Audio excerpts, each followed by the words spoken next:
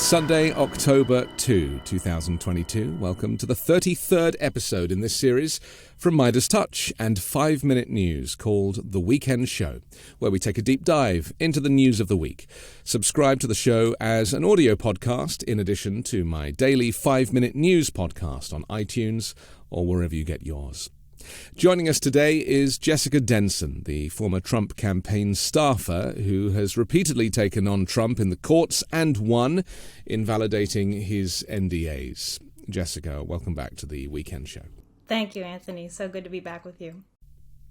So, lots to talk about. You have a kind of inside expertise on several subjects, actually. We're going to look at three things today, as we always do. I want to, in a little while, we're going to talk about Ginni Thomas. She, of course, is the wife of Clarence Thomas, and she has finally given an interview with the January 6th committee, so behind closed doors, albeit. So we'll take a look at that and what her story is, and the story she's certainly sticking to, and the New York civil fraud suit that could bring down the Trump organization, and a whole lot more. You know, there's the special master to talk about, there's the district judge Eileen Cannon to talk about, so all of that. But first, let's focus on the big story of the week, which is Vladimir Putin, who has signed treaties on Friday to illegally annex more occupied Ukrainian territory. It's a sharp escalation of his war, and Ukraine's President Volodymyr Zelensky has countered with a surprise application, televised. It's all very theatrical, this kind of political warfare. Televised application to join the NATO military alliance. So they're calling this a land grab from Putin, of course, and I mean, look, that's what it is, right? He's basically stealing land. He's not even completely occupied these places. He's just trying to convince his people that these parts of Ukraine are now Russian territory. What can the West do about this? I mean, you know, more sanctions have been piled on in the last couple of days, but sanctions didn't seem to work in the first place, did they?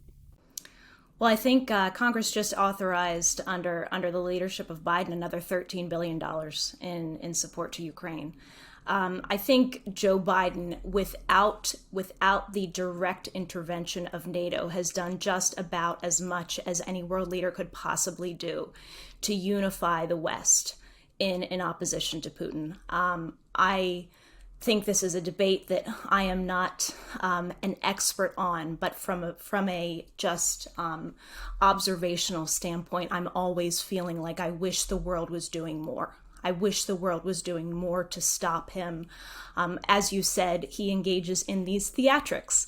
And this is so familiar with what we experience in this country. We have an entire party on the right. Its entire MO is performance politics, not governance, not policy, just performance politics, nonstop theater to influence and propagandize its base. So, I think that Joe Biden has most certainly led the international coalition in supporting Ukraine, in increasing sanctions, in increasing actual supply of weaponry to Ukraine, and more of that. And I think there seems to be a consensus among many kind of like the Michael McFauls and the Gary Kasparovs of the world who understand that Putin is a paper tiger. He is going to continue to try to exert this pretense of power as long as the world lets him. So the question is, when are we going to stop acknowledging his pretense of power and exercise the dominance that we really do have, not just from a moral standpoint, which we clearly do, but from a practical and financial, military standpoint. And the question is, how long are we going to tolerate this genocide and assault on the sovereignty of Ukraine? I mean, the fear is the nuclear option, isn't it? And that is the threat that Putin keeps hinting at. The idea that, Russia is a nuclear superpower. I mean, they've been playing their war games in and around nuclear power stations, which is dangerous enough, isn't it? With nuclear reactors that are offline, but even so.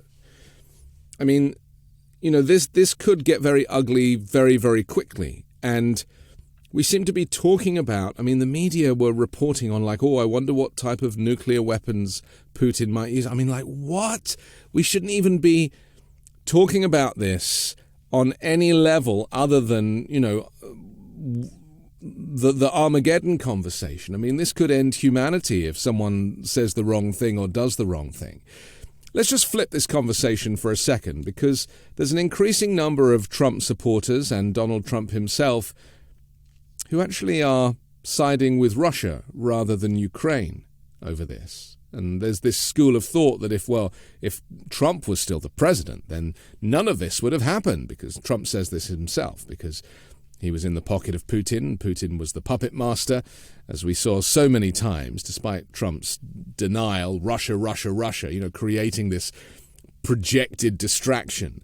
The reality was that Putin had America where he wanted it, didn't he? Absolutely.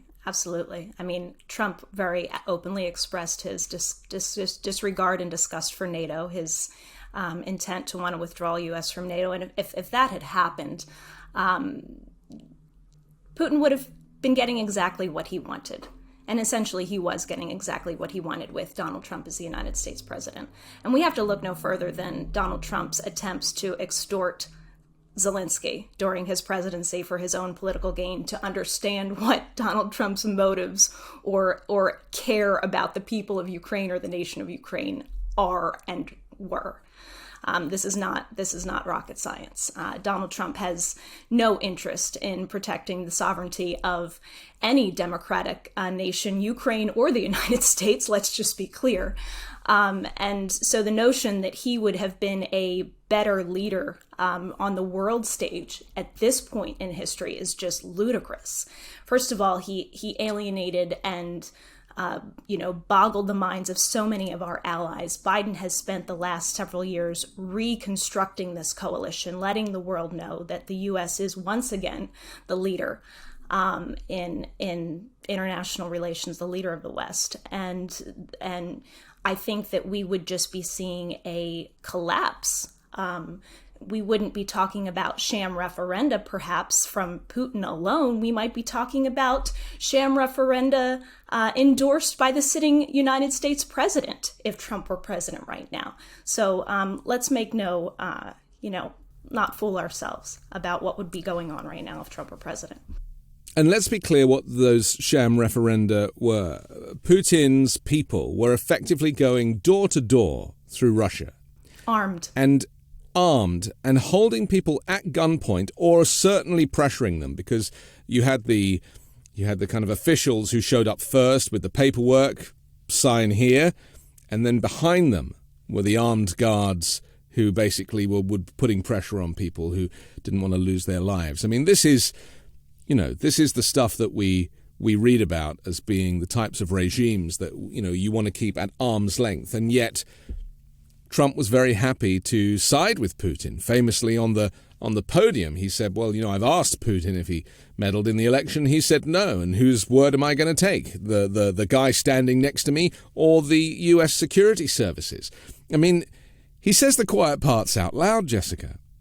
He absolutely does. This is just, he has created his own fake Twitter, his own lying, unsocial platform to propagate these lies. And so he wants to insert himself into this conversation. And what else, of course, distract from the impending, mother lode of criminal and civil investigations that are falling around him. So, it's just noise. I think we really need to focus on the real efforts that the global community needs to be engaged in to protect Ukraine. And really, what is the fight in Ukraine about? It is not just about the country of Ukraine. It is about the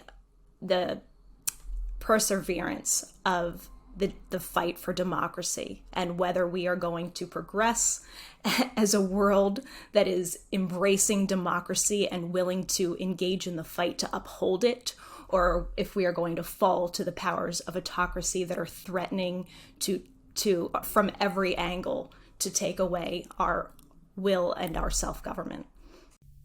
Do you think Americans really understand Russia and the threat of Russia? Because, of course, there's been different versions of Russia. The former Soviet Union. We also just lost Mikhail Gorbachev, who was, the president and had a close relationship with Ronald Reagan. And, famously, there was that tear down that wall quote. And even the UK, Margaret Thatcher was close to Gorby, as we called him.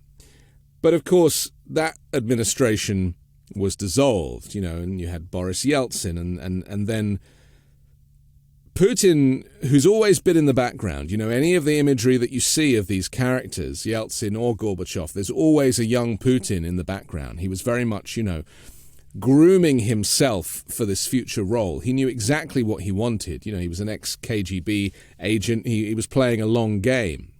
And certainly was playing a long game using Donald Trump as a mark, if any of the rumors are to be true. An asset. Right. But do you think that the average American understands the changing face of Russia and why Russia now is so much more of a threat than it was, say, even during the Cold War? Probably not. I mean, I for one, am constantly trying to educate myself better in not just world history, but even just U.S. history. There's so many, threats that we're facing that are not mysteries, that we really just have to look back to history to understand where we are. And so do I think the average American understands Russian history and its implications to the current global situation? Absolutely not. Absolutely not. But I think it's, when you think about Putin and think about how he has gotten himself to this point, I think it can mirror our own dilemma in many ways, because he didn't propagandize the Russian population overnight. This is something that has been going on for years and years. And I think about this in respect to what the GOP is doing right now in our country. There's a great book out right now called, I believe it's American Psychosis by David Korn. And he really talks about how Donald Trump is not an aberration to the current iteration of the GOP party. He's really just exposed what they long have been. And they've been working on this for decades, Anthony. They've been working on making people afraid of one another, motivating people through fear, through projection of their ills onto their enemies. And just gotten this base so wound up in this mental miasma that this party that is literally working to this day through the people they are trying to elect to our state houses and to Congress to dismantle democracy, and yet their base still believes that they are the party of freedom, that they are the patriotism party, that they are the party of our Constitution. You were one of them, Jessica. You were one of them. I was. So with that in mind, with everything you've just said in mind, how in your head did you right that wrong? Because, you're smart and you're traveled and you're educated, and still they were able to convince you that you were doing the right thing for freedom.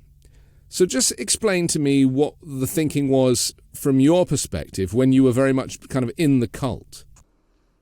My thinking was that the others,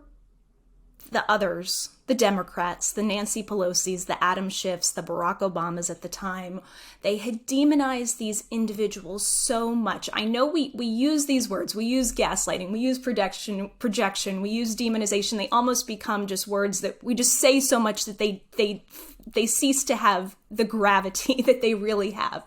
But to understand how maliciously right-wing propaganda demonizes the left is to understand how your reaction to anything when you are in that like I said, that mental miasma, how reflexive your reaction is to dismiss anything that they might say. And this is what enables you to dismiss the truth that they're speaking, because you just dismiss it outright. anything that they say is just written off. And so it took, and I've talked about this before, it took for me, first of all, my own very traumatic experience that I did not initially attach to a corrupt political entity, or even Donald Trump, the man, being corrupt. Tragically, I did not. It took my very severe experience coupled with the observation of others' very severe experiences, you know, the Andy McCabe's of the world, the Marie Ivanovich's, things are going to happen to this woman. I can't tell you how much I related to that. Or what did Trump say? She's going to go through some things. Going to go through some things. So it took my experience coupled with observation of others, and then just, Jessica, my God, educate yourself. Educate yourself about Donald Trump, learning about just the complete fraud he was, how many people he had individually hurt. I've talked about this before. I mean, Central Park 5 is one of them. I'm somebody who cares about justice, who cares about wrongful convictions. And I tell myself, and I like to believe this and I think it's true, that if I had simply known about the existence of the Central Park 5 and what Donald Trump did to these young men, I could have never supported him. But you knew of the birtherism story, surely. That was long before he decided to run for president, saying that Barack Obama could not be American because, well, obviously he thought he was black and therefore he couldn't be American. It was as simple as that. That was like a racist trope. It was very clear from the outset that the reason that he was launching this whole birtherism story was because he was a racist and didn't think a black man should hold office. You want me to go through this one? I mean, I can tell you none of these are excuses, but I can tell you the rationalization at the time. So the rationalization at the time was that in my mind, and I would explain this to others. Okay, this is so shameful, but here we go. We're exposing this now, right? Yeah.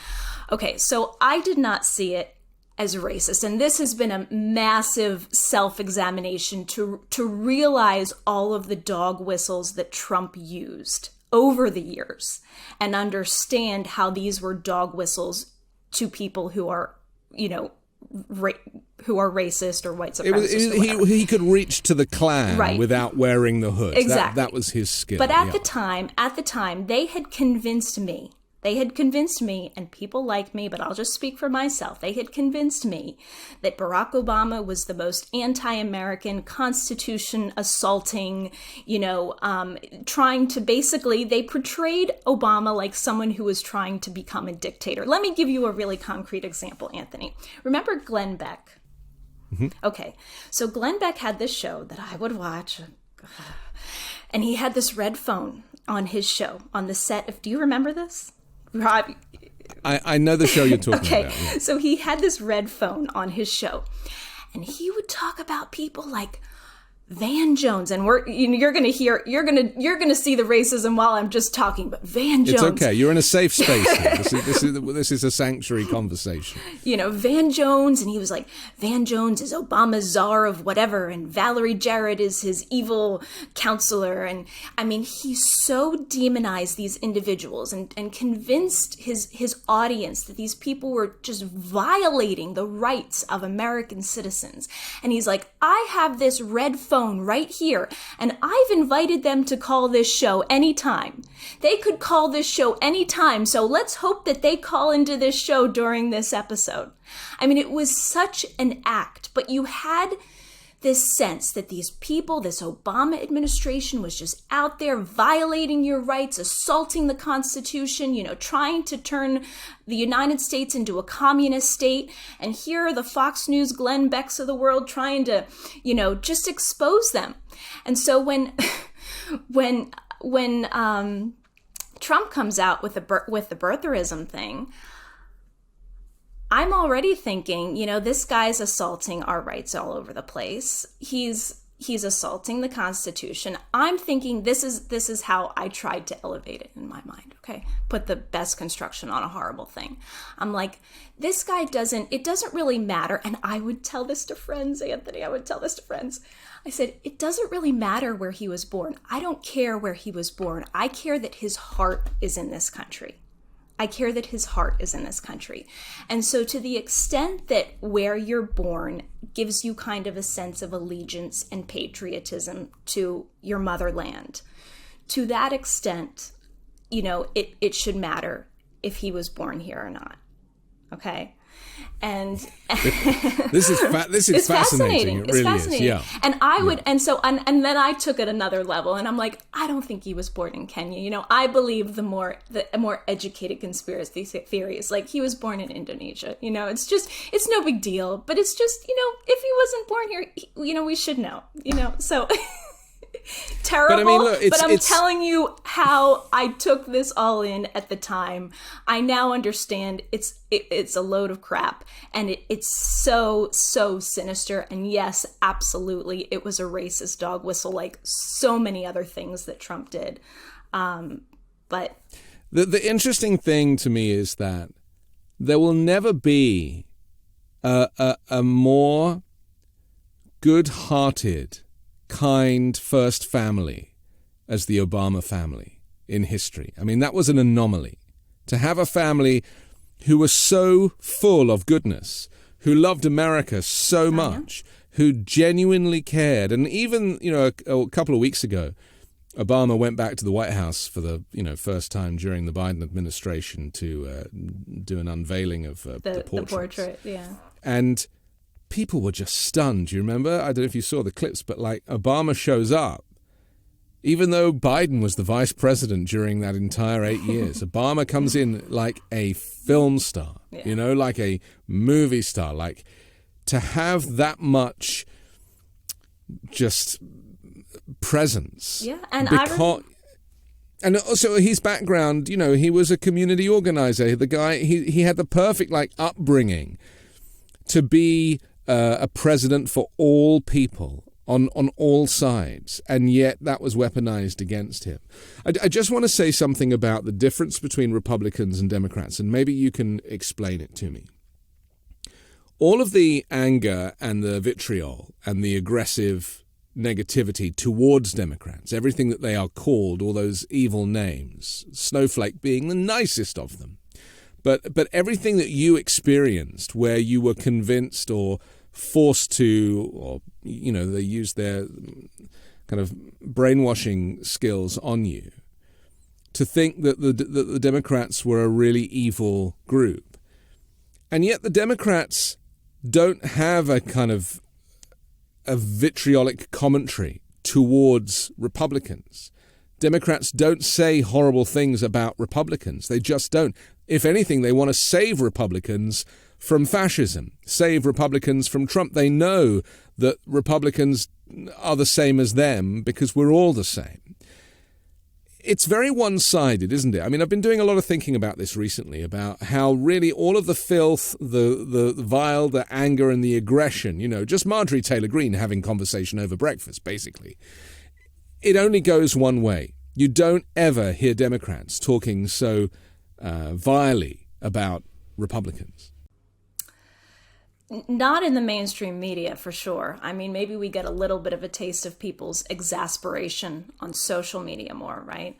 But I think what I'm hearing is, this is something I've kind of shared with my team over the years, and that's just that on the other side, and when I say my team, I'm talking about our battle against the Trump campaign. On the Trump campaign side, they are working corruptly. They are working with malicious intents. They are pulling out all the stops for evil purposes. We have to pull out all the stops for good purposes. All of them. So am I suggesting that we falsely demonize, that we defame Republicans? Absolutely not. But do we have to, in absolutely stark and unequivocating terms, call them out for who and what they are? Yes, we must. We must. Because there's a difference between calling out the voters absolutely and calling out the leadership. Absolutely. And I think really that's very much the difference, isn't it? 100%. And that is where maybe this kind of class warfare has kicked in, because it's tarring everybody with the same brush, assuming that all Republicans are racist because they voted for Trump, or suggesting that all Democrats are communists because they like Bernie Sanders. I mean, that's not the reality of America. And there's so much miscommunication. It's almost like none of this is necessary. And I feel this as a European showing up here and like looking around and thinking, oh my goodness, everyone's just like in their own echo chamber. And actually, I mean, I would love to engage with Republicans on a greater level. I've invited so many onto this program and literally nobody wants to. A couple of them have replied. And one of them, a very prominent female Republican activist, said, why would you want a conservative on your show? And I said, well, because I believe that we're all the same and that I am a good listener and I want to be able to hear your thoughts and your views and I want to communicate with you. And I think communication is the first place to start. And she just wrote, no, thank you. And I was just like, okay, what can I do? I tried.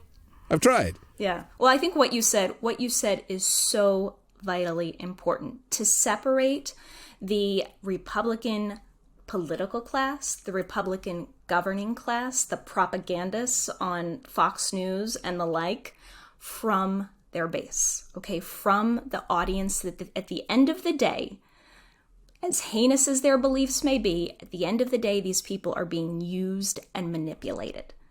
And to the extent that we attack those people, the audience, the base, you are feeding into their narrative, because you know what they do, Anthony? They have this pernicious tactic. Donald Trump is all over it right now with this political persecution rant, which is, again, a complete projection because he was the political persecutor.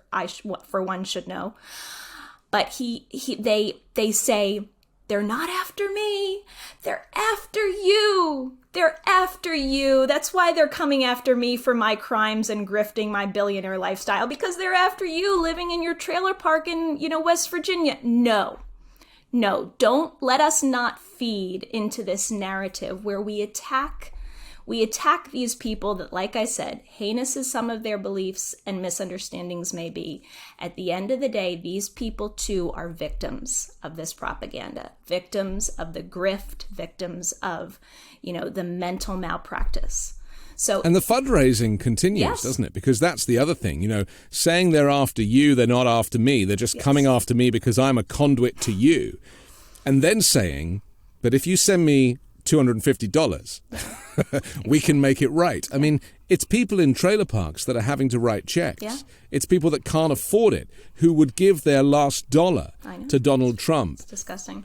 They're just paying for his lavish lifestyle. We now know, because the Save America Super PAC is now being investigated, and it looks like all of that money is being used just for funsies. And I mean, this is going to keep happening, isn't it? Because there's so many cases against Trump now. It's not just any one. And in fact, the two big ones, overturning the election and trying to extort Zelensky, in the perfect phone call. Mm-hmm. Those crimes will never even be tried. Yeah. They're now history. Now it's about stealing secrets and fraud with the super PAC. I mean, you couldn't make this stuff up. And still, they want to support him.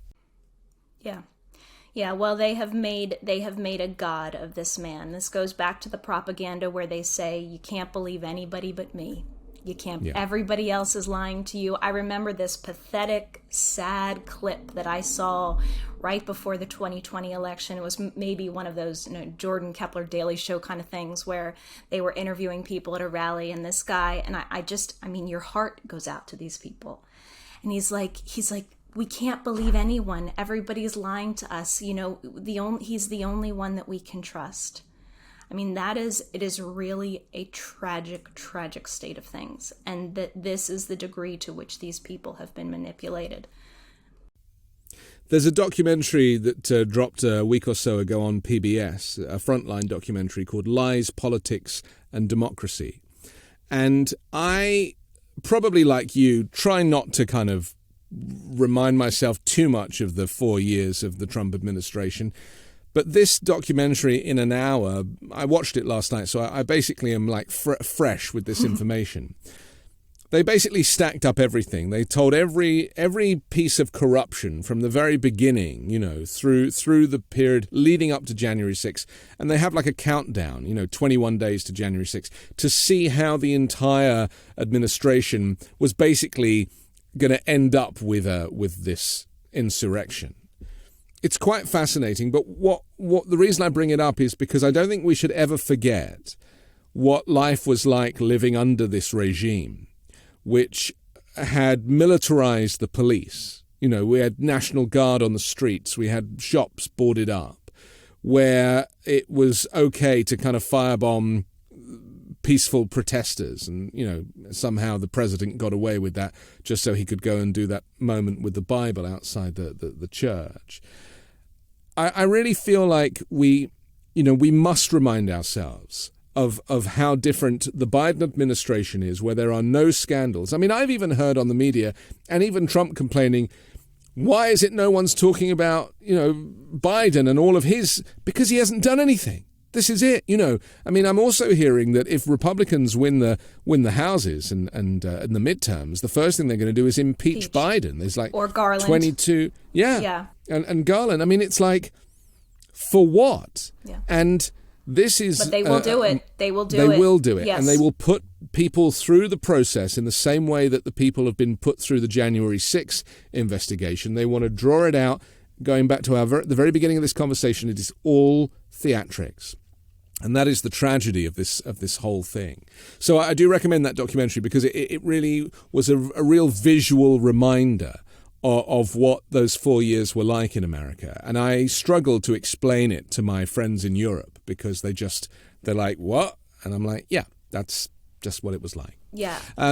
I just want to say one thing. I mean, Sure. You talked about the militarization of police under Trump, and this is such an important point, and absolutely we can't forget it because, I mean, in his own way, DeSantis is trying to turn Florida into a fascist state. He's made it easier to kill protesters with a car. I mean, this is the track that these Republicans in the vein of Trump are going down, and this is something I think that the media just doesn't even touch on this. The Republican Party still gets the pass of being the free speech party.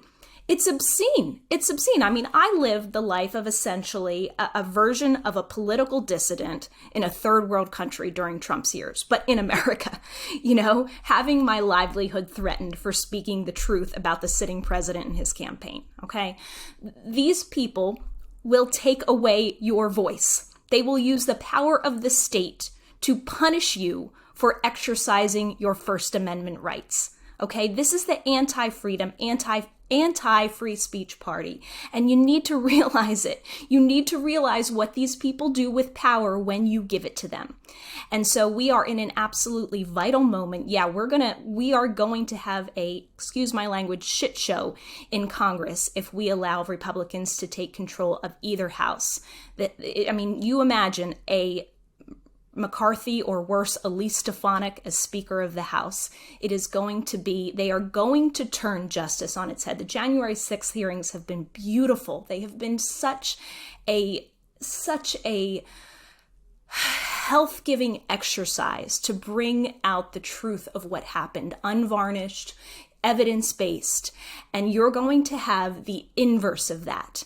Just a complete bastardization of justice and phony political theater for their own political benefit. That is going to really, as you said, we have to remember the trauma that we went through in the Trump years, because if we don't buckle down right now, 37 days from now, we're going to start to have that trauma in our lives all over again, and it's probably going to get a lot worse. I can attest to that because I always wanted to do this show, but I didn't do it while Trump was president, because as an immigrant, to be critical of the regime, I was worried that I would be deported along with my children, and that's a very serious thing. I was supposedly in the living in the free world, and yet I knew it wasn't possible. And, if he got in again, I probably wouldn't be able to continue doing this show for that very reason. And that's something that all of us legal immigrants worry about. And you can only imagine what asylum seekers are worrying about, I hope people are listening to you. That is extremely serious, and you were not exaggerated in your fears, Anthony, because this man and his party they retaliate, they punish their political enemies. That this is what fascist movements do. And that is something they have shown that they are willing to do time and time again. Let's talk about the legal situation surrounding Donald Trump at the moment for stealing a whole bunch of documents. I mean, there was thousands of them. I love the fact that, the number keeps changing, doesn't it? It keeps being revised. How many documents were found? Now they're saying they found a whole bunch of these top secret folders, but there was nothing in them. Well, they've got to be somewhere, right? Yeah. So there's some theories, conspiracy theories out there about who he might have sold them to, and the compromat with the French president. I mean, goodness only knows what went on. And the fact that he is still asking for his own stuff back just makes me laugh so much. He just is so above the law and spent his whole life above the law. Well, the thing that I find most interesting about this story is the judge, who is a Trump-appointed judge, Eileen Cannon. She has now spared Donald Trump from having to back up claims that the evidence may have been planted at Mar-a-Lago by the FBI. Now, this was the first excuse that he gave. Do you remember? He's done a whole list of different things, It wasn't me. Well, maybe it was me, but it doesn't matter because I declassified everything. I mean, it just changes every day. But this was his initial argument, which was that the FBI didn't let us into the rooms when they were doing the search. They must have planted stuff. Even as recently as a couple of days ago, one of his lawyers, he has a few lawyers, but one of his lawyers was I saw her on television doing the same story, saying that the stuff must have been planted. There's so many angles to this conversation. I'd like to focus on the judge. This is a Trump judge. She's basically giving Donald Trump a bit of a free pass here because, it was this U.S. District Judge Raymond J. Deary of New York, who is this kind of mediator, isn't he? This special master that's been brought in, suggested by Trump and agreed by the Department of Justice, who basically is just being a little too heavy-handed with Trump, and Eileen Cannon doesn't like it. Yeah, and remember how esteemed Judge Deary is and how much more experience and gravitas this judge has than Judge Cannon. Yeah. So for her to be rebuking him in her corrupt rulings is really just rubs the wrong way. But when I was reading this latest from her, where she essentially said, "No, Trump, you don't have to give any sworn affidavits that are going to lock you into your criminality and your force you to confess or plead the fifth. No, you don't have to do that now." When I was reading it, there was a line. It said, "The court's appointment order did not contemplate this obligation." And of course, from a legal standpoint, contemplate just means it did not cover, it did not, treat this matter. But I really was thinking, Judge Cannon did not contemplate that her corrupt order was going to back into a corner where he had to put up or shut up. Right? She didn't contemplate that this corrupt process that he asked for was really going to stab him in the you-know-what. So it's at the end of the day, people should not be concerned with this because what happened in the 11th Circuit? The 11th Circuit carved out those 100 classified documents that are most likely the documents that are relevant to the DOJ's investigation, most likely relevant to any pending indictment. So this is no longer a problem. The corruption of Judge Cannon is no longer a problem that's going to gum up the works for the DOJ. But on the same token, it's like, oh my God, who is controlling this woman? What does Donald Trump have on her? Her orders read more like a brief from his legal team than a judge's order. But it's loyalty, isn't it? I mean, that's the word. And whenever Trump put anybody into a position, whether it be an attorney general or whether it be a Supreme Court justice, there was this request for loyalty. And this is what James Comey was unable to give and got fired for, this inability to be a Trump operator.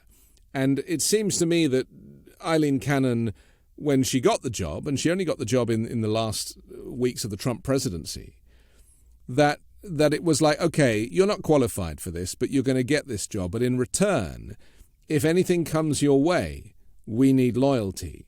And I'm sure it was the same with Amy Coney Barrett. I'm sure it was the same with Neil and Kavanaugh, both of them. There is a deal. There is a deal on the table. Effectively, Donald Trump, as an autocrat, as a dictator, he repositioned the judiciary, both at the supreme level and at a local level, state level, at every level, to protect him if anything might put him up in front of a judge. He's going to get away with this, isn't he? Well, as you're discussing that and you're discussing all these judges that he put in, let's just remind ourselves that there are others like Judge Cannon, but she is choosing this corrupt path for herself. Not all have. There are other Trump appointees. There are Trump appointees in the 11th Circuit who ruled against Trump very clearly and sided with the DOJ and cleared that up very clearly and quickly. But with very clear open and shut cases, because the things you're referring to are often where Trump tried to do kind of election overturning and I mean right now I'm just talking about the 11th Circuit appeal from Judge Cannon. On that panel there were two Trump appointees. And so, like I said, Judge Cannon has chosen her lot. She has decided, I feel like the word loyal was so misused during the Trump presidency, because that's how they describe so many people as loyalists. I think of loyalty, that word to me has a positive connotation. It means like a dedication, you are loyal to someone when you love them, when you care about them and you're going to protect their interests, but also speak the truth when it's necessary. Loyalty has this elevated sense of, kind of protective love. But there is a requirement to be loyal to the Constitution. There's no loyalty here. This is just corruption. But that's how he ran his business, right? The Trump organization. And it's fear. It's fear. Let's be clear. There is fear motivating. And what is that fear exactly? Does Trump have the goods on her? Or is she just, in fear that her, career will not progress the way she wants it to if she doesn't do this, which is really, really pathetic and not... judges shouldn't be bending over backwards, making baseless rulings for career advancement. But whatever her motivations are, they are corrupt. They are. She's making a fool of herself and exposing her not just her corruption, but just her inexperience. As have his lawyers. Yes. This is the thing I've found most interesting, is that his lawyers are going on television. And some of them, they're very televisual, right? They're all good-looking women and the kind of people that Trump likes to surround himself with. They're also loyalists. They're also people who have drunk the Trump Kool-Aid. They're also people that will defend him to the death. And there's a good chance that one of them could actually be indicted herself for lying to the FBI. I mean, it's like a crime within a crime within a crime. I feel like I'm watching Inception. Yeah. I mean, how many, people have made that joke that MAGA now means make attorneys get attorneys, right?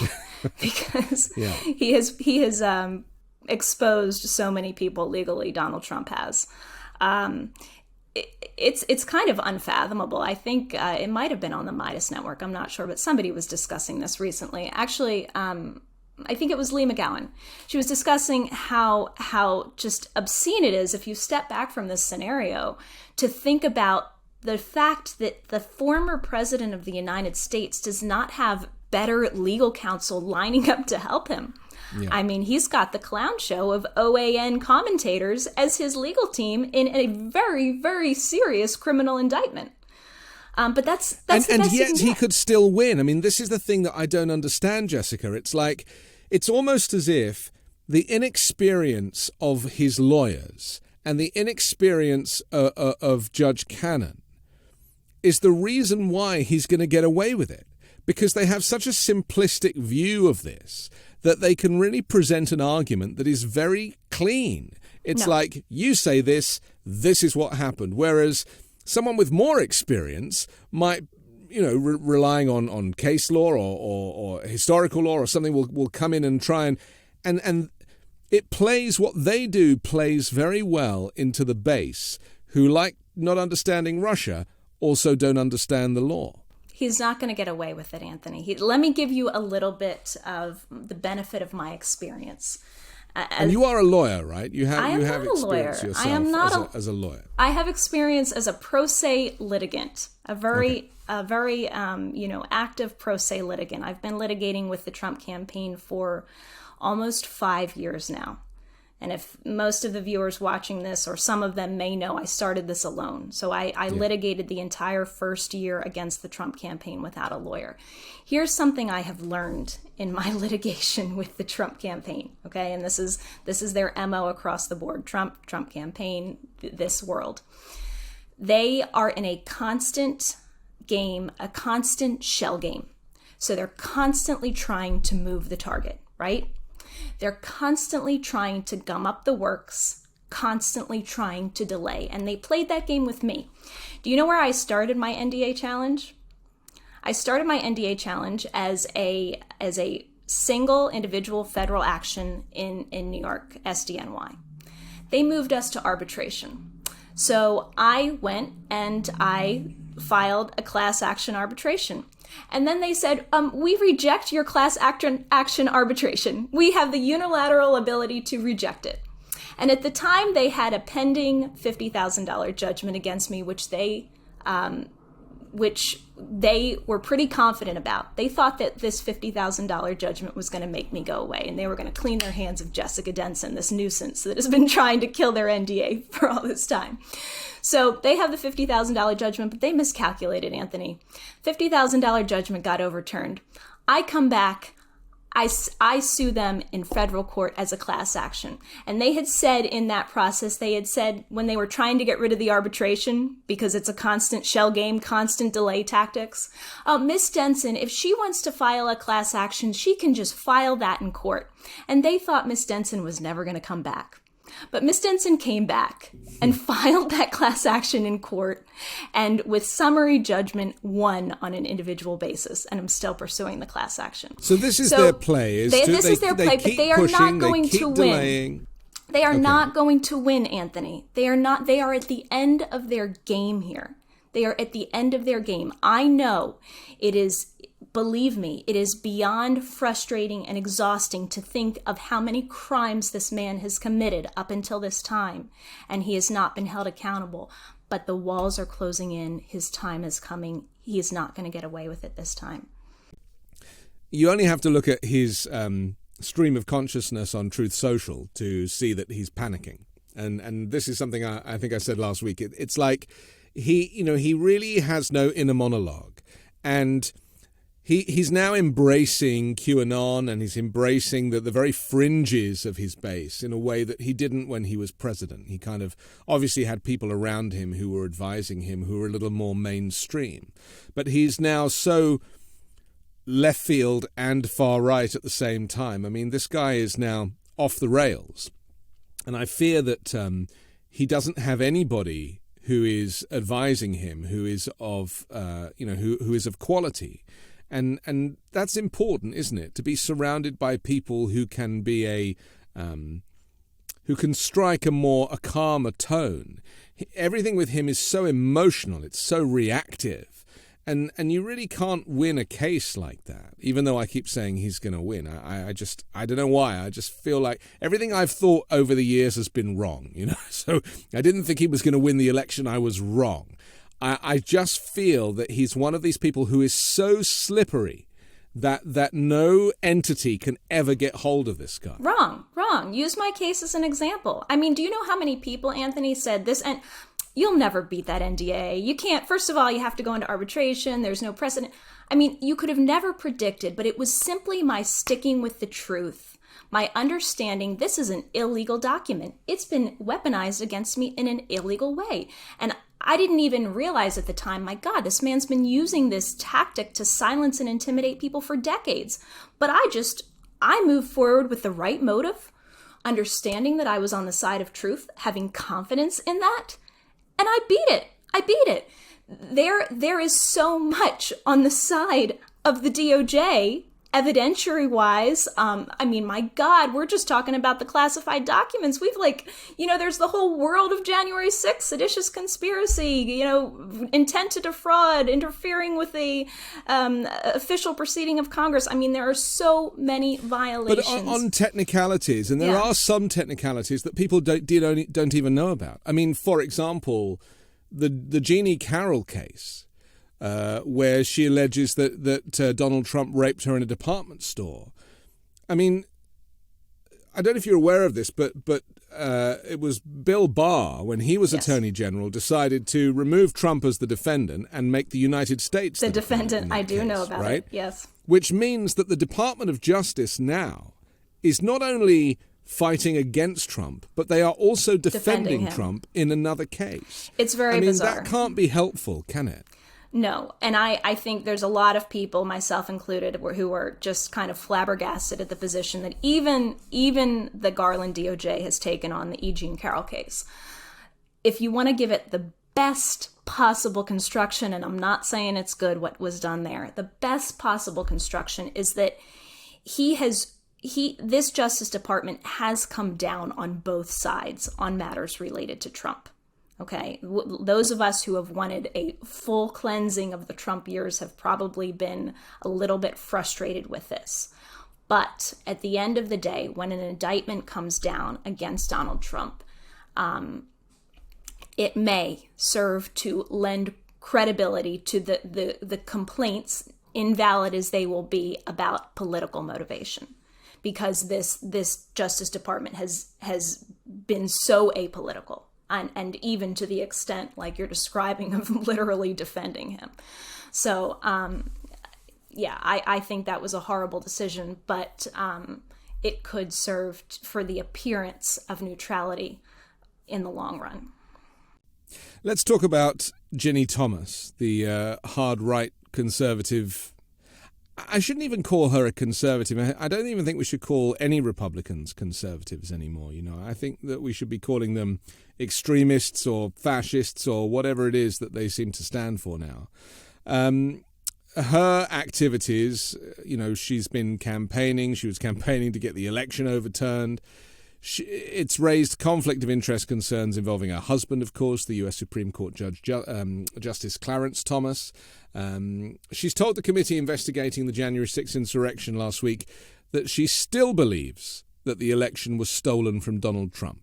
She is doubling down on this. This is her defense, is that she, despite the fact that it's been thrown out of every courtroom in the land, that there has been no evidence of fraud, and any fraud or anomalies would never have been enough to sway the election in Trump's favor.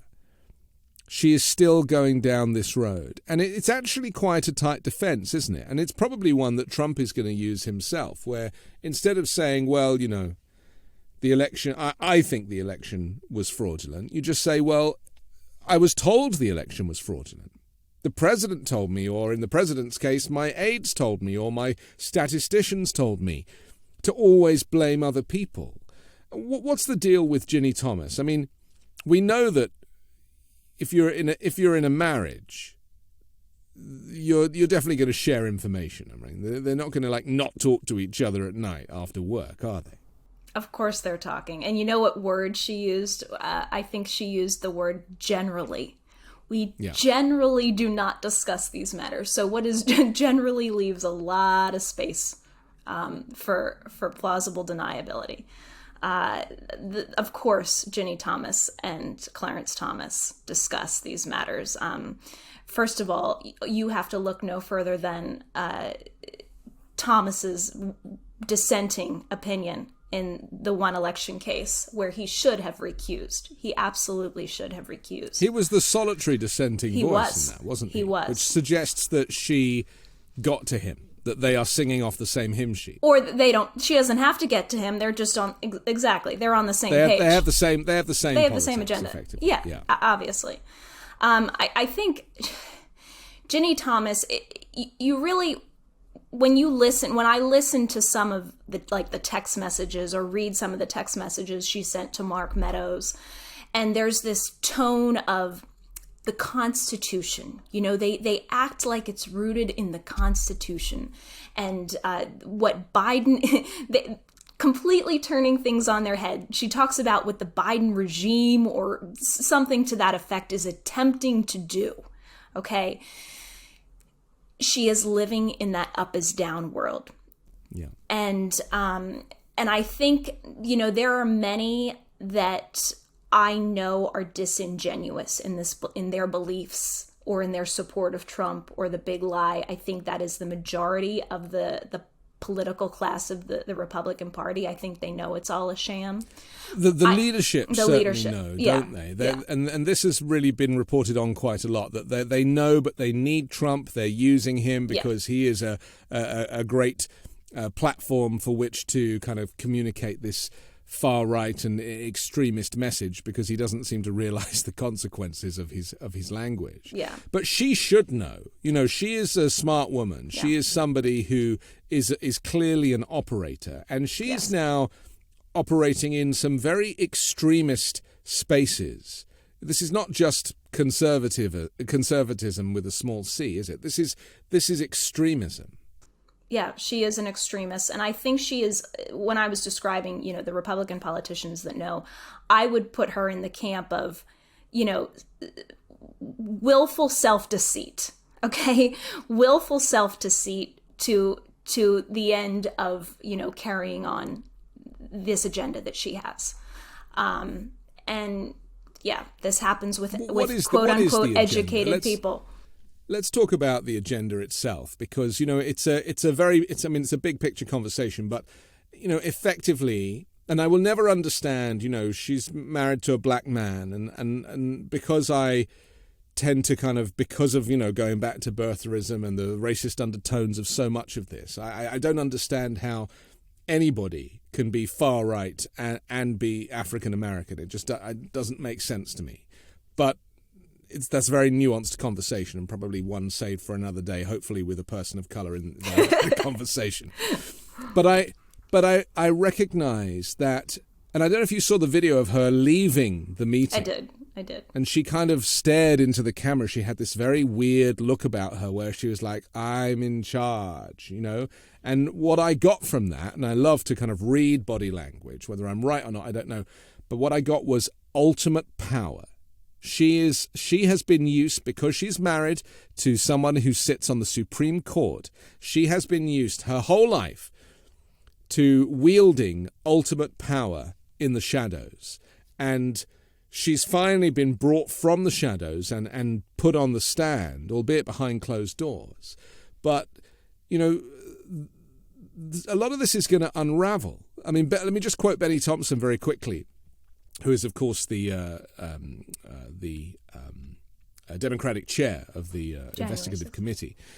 He said just after the almost 5-hour interview with Thomas that she held fast to her claim that massive fraud in the 2020 election had put Joe Biden in the White House.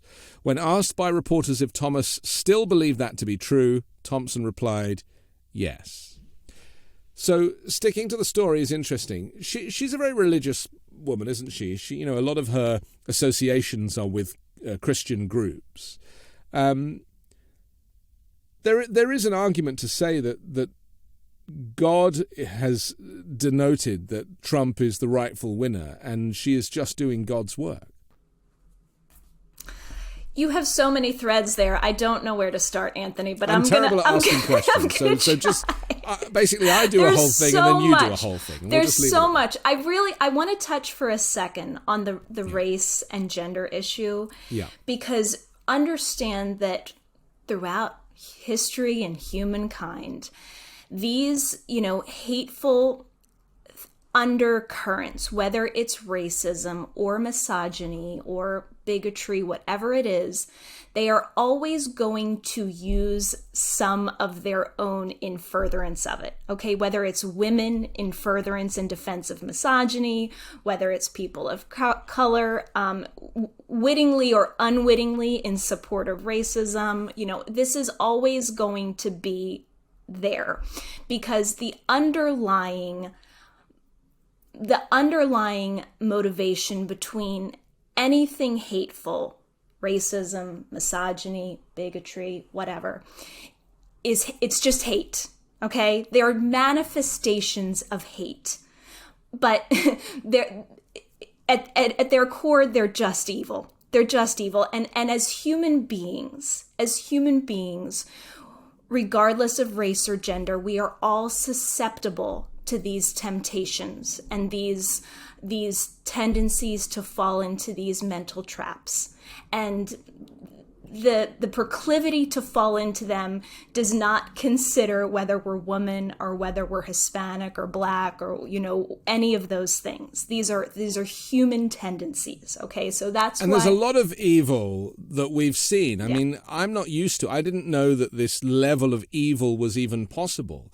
I'm not saying that Europe has less evil, but I just have never seen it so exposed as I see here in the US. Or validated. Yeah. I mean, really what has happened over the Trump years, it has been validated by people in power. And that is what is so dangerous. And that this Republican Party and Donald Trump have refused to distance themselves. I speak of the Republican Party refusing to distance themselves from Trump, and then as a whole fueled these hate-motivated movements. But going back to Christianity and religion, I want to talk about, I talked a while ago about David Corn and his commentary on the history of the Republican Party and how this is really, this fear-based propaganda, gaslighting propaganda has really been in their DNA for years. And you remember the moral majority, right? That term, moral majority. And it brought out to me, as I have awoken from the Trump cult over the past several years, I have also realized the corruption and just the utter amorality of the Republican Party. And yet this is a party that has given themselves moral cover throughout the years and presented themselves as the party of family values, the party of faith, the party of righteousness, okay? And at the same time, as I was listening to this commentary about the history of the Republican Party and their hijacking of the moral authority cloak, I was listening to the news about Iran and this woman who was killed by who? By the morality police. Yeah. The morality police, okay? So these terms that really in their true essence are everything. Morality is everything. I mean, it's character, it's courage, it's love. I mean, morality in its true sense is an absolute, it's what upholds humanity. But they have hijacked these platforms, much in the way that the Iranian morality police have justified killing and abusing and torturing women. Okay? Understand that that's what's going on in our country. They are hijacking the use of morality, in our case right now, currently, the use of Christianity, while exhibiting no Christian character whatsoever. None. There's a quote from a TV show that is streaming right now. It's called Under the Banner of Heaven. It's actually about the Mormons, okay, Mormon cult, and things that were done to cover up or execute and cover up a crime I think in the 80s. True story. But there's this one quote from it that kind of sums it all up to me. And it's this one character that has basically woken up to how he's been brainwashed in the Mormon religion. And he said it's men listening to their own selfish desires and calling it God so they can justify anything. To me, that captures the entire strain of so-called Christianity, really the Antichrist that is being exhibited on the far right today, including people like Ginni Thomas, who are self-deceived, willfully self-deceived, and would essentially prop up Donald Trump as a god, which is a violation of the first commandment, thou shalt have no other gods before me, meaning God himself.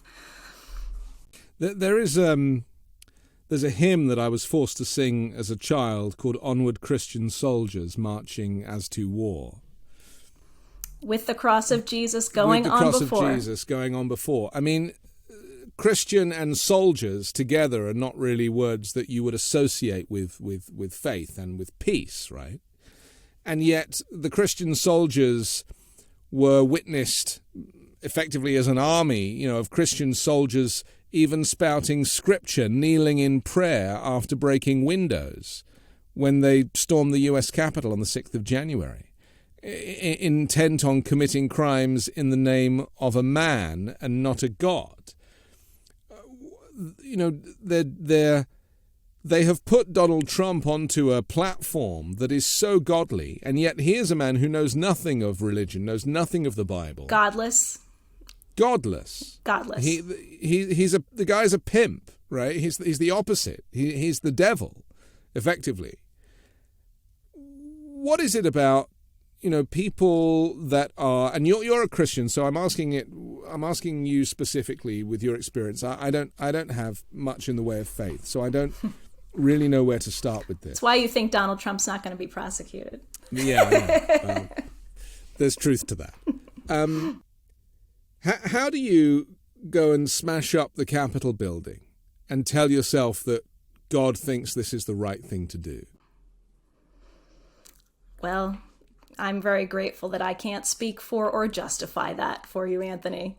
There is no rationale behind that, but it's not new. I mean, let's understand this from a historical standpoint. Many things in the history of the world have been justified, or in name only justified, by religion to do atrocious things. When you go back to that hymn, and that's a hymn in my hymnal that I still sing in church to this day, my understanding of Christian warfare is that this is the utilization of spiritual power to spiritual ends, not material power for material gain.